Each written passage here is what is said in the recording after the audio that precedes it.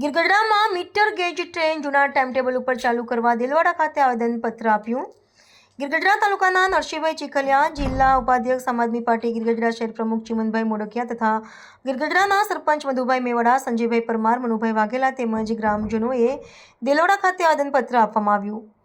ગીરગઢડા જૂના ટાઈમ મુજબ ટ્રેન ચાલુ રાખવી. સરકારે ટ્રેનમાં દરરોજ હજારો મુસાફરો મુસાફરી કરે છે. તેમજ વિદ્યાર્થીઓ, નોકરિયાતો તેમજ દવાખાને જતા દર્દીઓ તેમજ કોર્ટ કચેરીના ટાઈમે અનુકૂળ રીતે ચાલતી ટ્રેન 10 વર્ષ જૂના ટાઈમ ટેબલ ઉપર ટ્રેન ચાલુ કરવામાં આવે તેવી લોકો તથા આગેવાનો અધિકારીઓમાં માંગ ઉઠી છે. તેમજ દેલવાડા ખાતે આવેદનપત્ર આપ્યું. પ્રતિનિધિ સાગર ડાભે, દીવ મિરર ન્યૂઝ, ગીરગઢડા. ચીમનભાઈ મોટકિયા, ગીરગઢડા શહેર પ્રમુખ આમ આદમી પાર્ટી.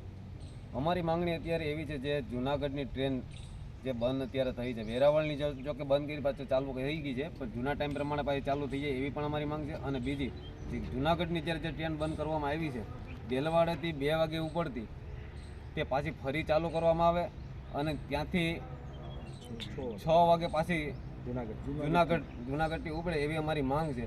અને જો આ ટ્રેન રાબેતા મુજબ પાછી ચાલુ નહીં થાય તો અમે પણ હજી અહીંથી ઉગ્ર આંદોલન કરશું અને રેલ રોકવી પડશે તો પણ અમે કરવા તૈયાર છે. અને આંદોલન હજી પણ વધારે કરવું પડશે તો પણ તૈયાર છે. અને 10 દિવસની અંદરમાં અમારા આનો પ્રશ્નનું નિવારણ આવે એવી અમારી માંગણી છે. અને જો આમાં કાંઈ નહીં થાય તો હજી પણ અમે આંદોલન કરશું એવી અમારી તૈયારી છે. ભીમાભાઈ મહિડા, ગ્રામ પંચાયત ગીરગઢડા સરપંચ. આજે અમે અહીં દેલવાડા સ્ટેશનમાં, રેલવે સ્ટેશન માસ્તરને એક આવેદન લઈને આવ્યા, જે અગાઉ ભાવનગર ડિવિઝન દ્વારા જે જૂનાગઢ જતી ટ્રેનોને, અમુક ટ્રેનોને બંધ કરી છે. એક સવારની ટ્રેન જતી પણ બંધ કરી, પછી રાબેતા મુજબ પાછી ચાલુ કરી. હાલ અમારી માંગણી એવી છે કે જે 10 વર્ષ અગાઉ જે ટાઈમ ટેબલ હતો રેલનો, એ અહીંથી સવારે 6:15 ઉપડતી હતી અને 11 વાગ્યે જે વેરાવળ પહોંચતી હતી. ત્યારે 11 પછી છેક 3:45 ફરી પાછી રિટર્ન થતી હતી.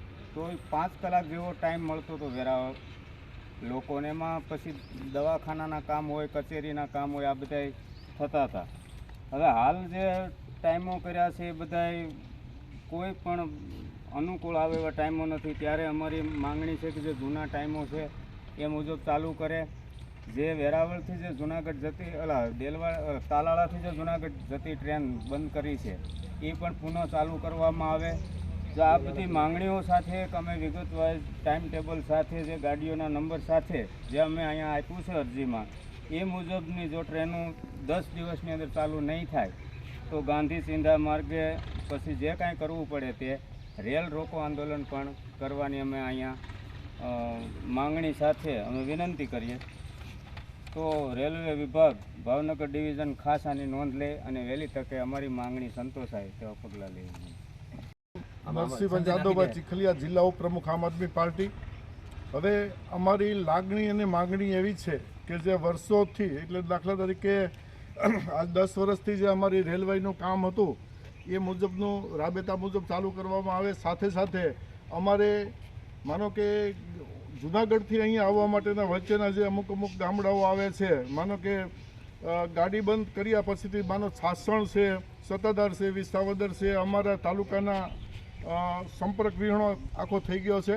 પછી બીજા નંબરમાં કદાચ ચાલો જૂનાગઢવાળી ટ્રેન બંધ કરી તો એના સંદર્ભમાં અમને બીજી ટ્રેન આપો, પણ ટ્રેનું ચાલુ રાખો. કારણ કે અમારો એક ઉના તાલુકો પછાતમાં આવે છે. અમારે અહીંયા બહુ શિક્ષિત લોકો નથી હોતા, અભણ હોવાથી અમે પૂરતી માનો કે અમારી જે સુવિધા હોય એ લઈ શકતા નથી. એટલે અમારી સુવિધાને ધ્યાને લઈને અમારે માનો કે વેરાવળ છે તો અમારે જ્યાં તાલુકા કલેક્ટર કચેરી છે, અમારે ઈણા જ જવું પડતું હોય. કોઈ પાસપોર્ટના કોઈ કામ કરતી અમારે દવાખાનાને અર્થે અમારે વેરાવળ વારંવાર જવું પડતું હોય, અથવા વધારે સારવાર માટે અમારે જૂનાગઢ પણ જવું પડતું હોય, તો અમારી જે રાબેતા મુજબની જે ટ્રેનો હતી એ પાછી જૂના ટાઈમમાં ચાલુ કરવામાં આવે.